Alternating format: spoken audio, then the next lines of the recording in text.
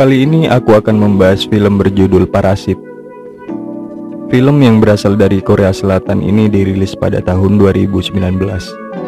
Menceritakan kesenjangan sosial antara keluarga kaya dan keluarga miskin. Kisah sebuah keluarga miskin yang tinggal di daerah kumuh. Keluarga itu terdiri dari Ki Tae sebagai ayah, Chung Sok sebagai istri, serta dua anak remajanya yaitu Ki Wo dan Ki Jung. Mereka tinggal di basement yang pengap dan sering terjadi banjir. Biar nggak lama-lama, langsung aja ke filmnya.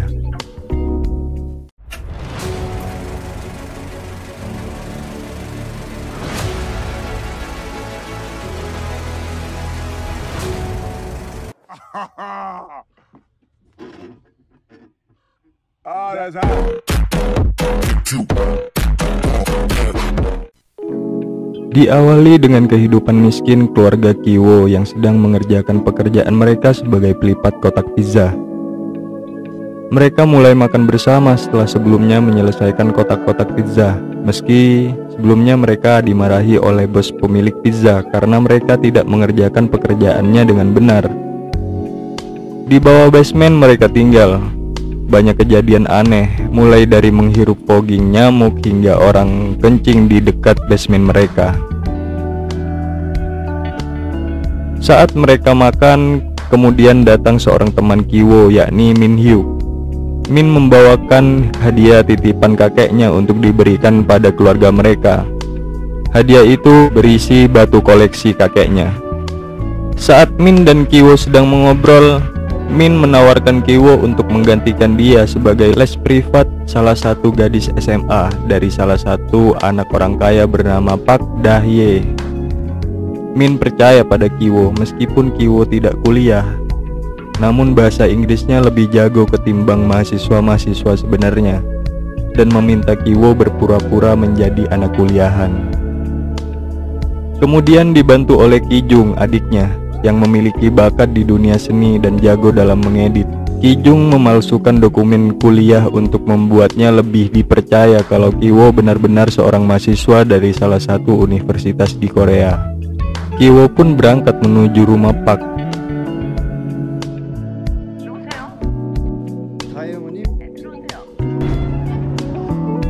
Rumah yang sangat mewah dan indah, lumrah sebagai orang kaya. Masuklah Ki Wo ke dalam rumah itu, diantarkan oleh pembantu untuk bertemu dengan Ibu Park.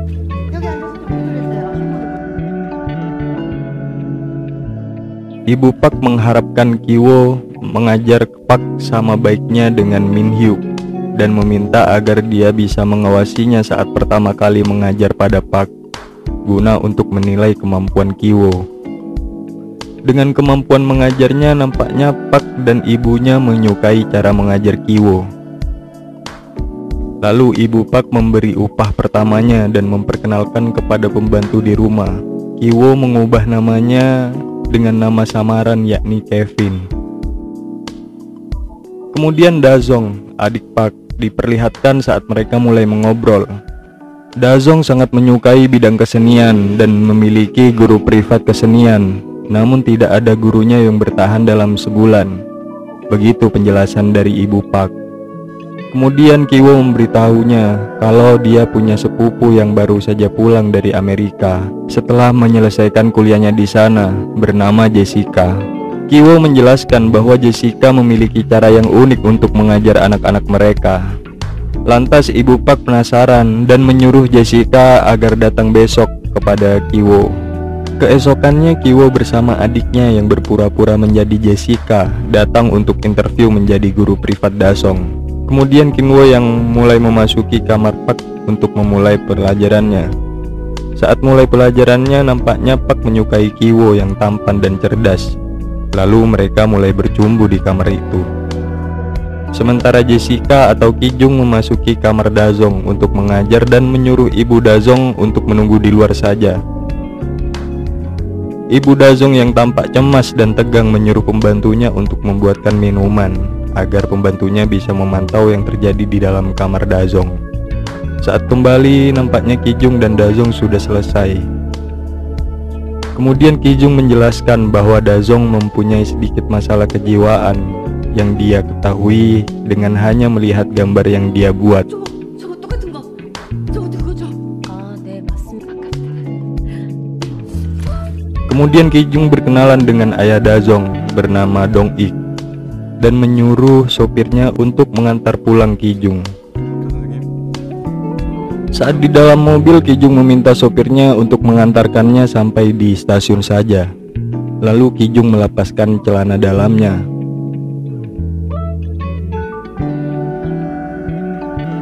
Keesokannya saat di warung di kantin sopir, Kijung memberitahukan kepada Kiwo bahwa dia telah menaruh perangkap di mobil saat dia diantarkan pulang. Ternyata Kijung berencana menyingkirkan sopir itu agar nanti ayahnya bisa menjadi sopir pribadi ayah Dazong. Kemudian saat ayah Dazong duduk di mobilnya, ditemukanlah celana dalam itu. Hingga saat di dalam rumah, ayah Dazong memberitahukan celana yang dia temukan kepada istrinya. Kemudian meminta istrinya mencari alasan yang tepat untuk memecatnya. Saat mereka mengobrol, keluarlah Kijung yang sudah selesai mengajar Dazong. Dan ibu Dazong mengantarkan Kijung keluar rumah. Ibu Dazong memberitahukan bahwa dia telah memecat sopirnya dan berencana akan mencari pengganti sopir muda itu. Seketika Kijung menawarkan sopir lebih tua dan dia mengenalnya bernama Paman Kim. Karena ibu Dazong tidak mudah percaya pada orang lain, dia lebih percaya dengan rekomendasi orang-orang yang dia kenal. Akhirnya dia meminta agar Paman Kim datang untuk bekerja. Lalu di kantor ayah Pak bekerja, ayah Kiwo bertemu dan mulai menyopiri ayah Pak. Dengan keahlian yang dia miliki, nampaknya ayah Pak menyukai cara dia menyetir dan gaya berbicaranya. Hari-harinya mereka jalani seperti biasanya, serta menyusun strategi untuk menyingkirkan pembantu wanita di rumah Pak. Pembantu itu sudah lama bekerja untuk keluarga Pak. Kemudian strategi mereka mulai dilancarkan. Karena pembantu itu alergi dengan buah persik, Kiwo menaburinya dengan serbuk kulit persik di rambutnya. Sedangkan ayahnya memberitahukan bahwa pembantu itu sedang di rumah sakit pada ibu Pak. Strategi itu sebelumnya sudah mereka rencanakan dan meyakinkan bahwa penyakit yang diderita wanita itu TBC saat mereka perjalanan pulang. Ayah Kiwo kemudian memberitahukan Kijung saat sampai di rumah. Kemudian Kijung dengan sigap menaburi serbuk persik lagi pada pembantu itu. Dengan terkejut, ibu Pak melihat pembantu itu batuk dengan mengeluarkan darah pada tisunya. Kemudian pembantu itu dipecat oleh ibu Pak. Beralih pada ayah Kiwo dan ayah Pak saat perjalanan pulang di dalam mobil. Ayah Kiwo memberikan kartu nama perusahaan The Care yang berfokus pada bidang asisten rumah tangga seperti pembantu, perawat, hingga sopir. Tak lama kemudian ibu Pak menghubungi perusahaan itu. Tampaknya rencana mereka berhasil.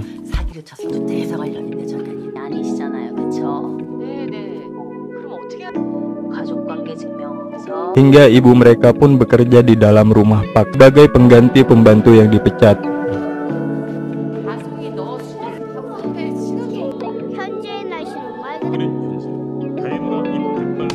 Hari berikutnya nampaknya keluarga Pak akan melakukan quality time, berkemah di luar rumah untuk merayakan ulang tahun Dazong. Kemudian pada keluarga Kiwo yang bekerja semua di rumah itu terlihat sangat menikmati layaknya rumah sendiri, menjalani kehidupannya seperti orang kaya. Mereka sangat menikmati semuanya.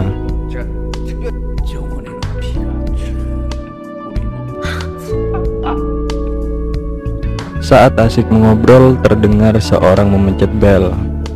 Orang itu tak lain adalah pembantu sebelumnya. Pembantu itu datang untuk mengambil barang-barangnya yang tertinggal di basement, begitu jelasnya. Kemudian ibu Kiwo memperbolehkannya masuk hingga dia turun ke basement. Di dalam basement, ibu Kiwo terkejut dengan apa yang dikerjakan pembantu itu. Dia membuka sebuah pintu rahasia di basement itu. Ibu Kiwo pun heran dengan apa yang sedang dilihat di dalam bunker.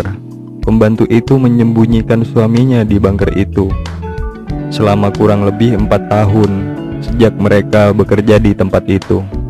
Namun hal itu membuat Ibu Kiwo berencana melaporkan kejadian itu ke polisi. Namun tiba-tiba Kiwo, Kijung, dan ayahnya terjatuh saat menguping di bunker itu. Kejadian itu lalu membuat pembantu itu sadar dengan perbuatan mereka, bahwa mereka keluarga penipu, lalu berencana akan melaporkan pada majikannya. Dengan video di ponselnya, pembantu itu mengancam mereka. Sekarang keadaannya berbalik menyerang mereka.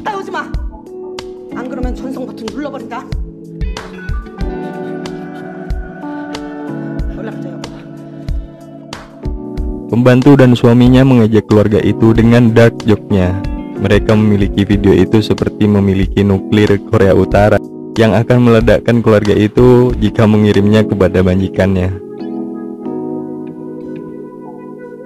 Tak berselang lama pembantu dan suaminya saat kehilangan fokus, keluarga Kiwo merebut handphone itu dari tangan mereka.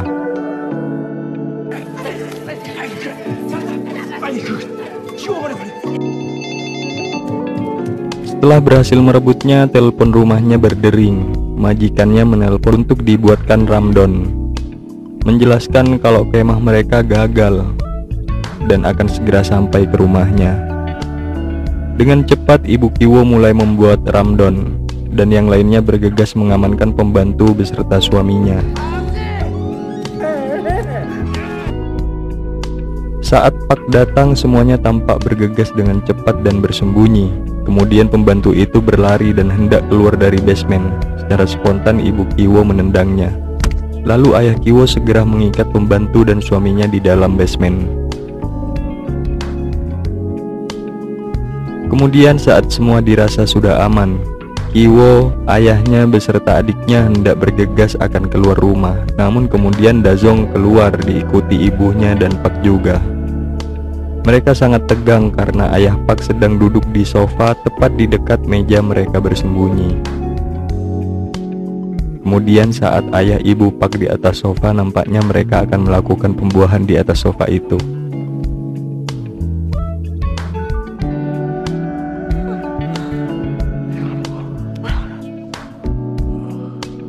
Saat keluarga Pak tertidur pulas, mereka bergegas pergi dari rumah itu.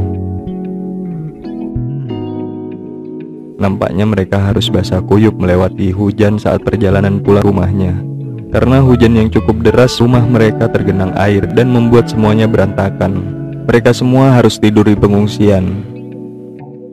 Beda halnya dengan kondisi di ruangan bunker itu. Nampaknya pembantu itu meninggal dunia setelah kepalanya terbentur keras saat ditendang oleh Ibu Kiwo. Dalam keadaan terikat, suaminya memberikan kode minta tolong lewat sandi Morse pada lampu yang dilihat oleh Dazong yang sedang berkemah di halaman rumahnya. Keesokan paginya Ibu Pak menelpon Kijung yang baru saja terbangun di pengungsian dan meminta Kijung untuk datang ke rumahnya karena akan ada pesta perayaan ulang tahun Dazong. Sementara Kiwo juga turut diundang untuk hadir oleh Pak. Kemudian Ibu Pak meminta Ibu Kiwo untuk menata meja pesta.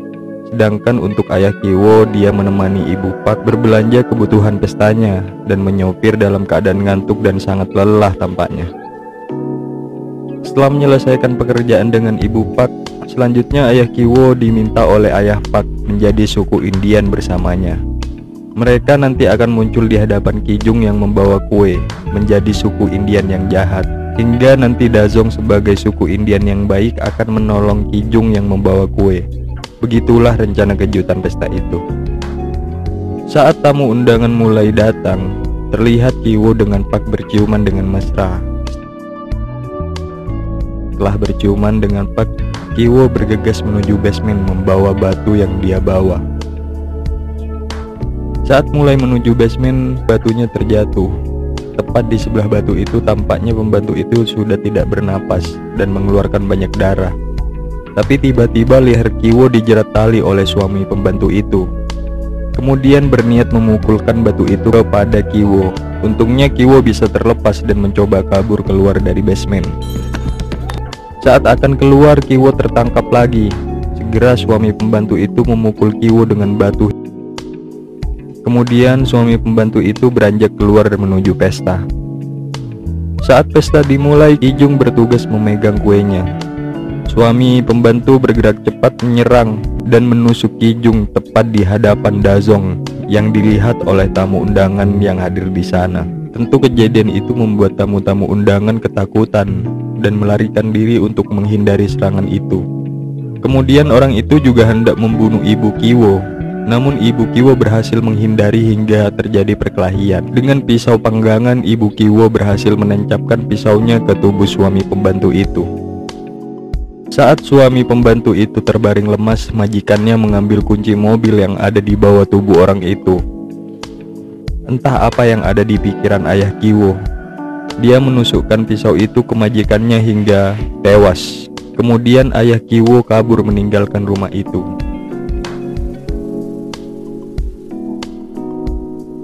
Setelah kejadian di rumah Pak, Kiwo terlihat sedang dirawat di rumah sakit dan sedang diinterogasi oleh detektif kepolisian yang bertugas. Beruntungnya Kiwo dan ibunya hanya disuruh menjalani masa percobaan hukuman. Beda dengan Kijung, dia meninggal dunia atas kejadian itu. Sedangkan untuk ayahnya, ayah Kiwo masih menjadi buronan polisi untuk ditangkap sebagai pelaku utama pembunuhan di rumah Pak. Scene berlanjut di mana Kiwo mendaki bukit untuk melihat suasana rumah elit yang sebelumnya mereka bekerja. Tak lama dengan teropongnya, ia melihat lampu menyala seakan-akan memberikan pesan. Kemudian dia mencatat dan mencoba memecahkan kode yang dikirim oleh lampu itu. Ternyata kode lampu itu dilakukan oleh ayah Kiwo. Lewat kode itu, dia mengirim surat yang dia tulis berharap Kiwo bisa memecahkan dan membacanya. Ayah Kiwo bercerita bahwa setelah kejadian itu, dia bersembunyi di bunker rumah itu dan memberitahukan bahwa selama rumah itu kosong, dia sangat kelaparan hingga akhirnya datang pembeli rumah dari Jerman. Dia bertahan hidup dengan cara keluar pada malam hari dan mempertaruhkan hidupnya mengambil makanan dalam kulkas untuk dia makan. Lalu Kiwo membalas surat ayahnya.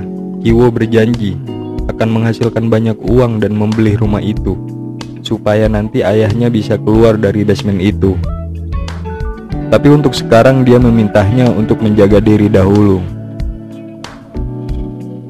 Adegan barusan hanya angan-angan Kiwo jika sudah punya uang.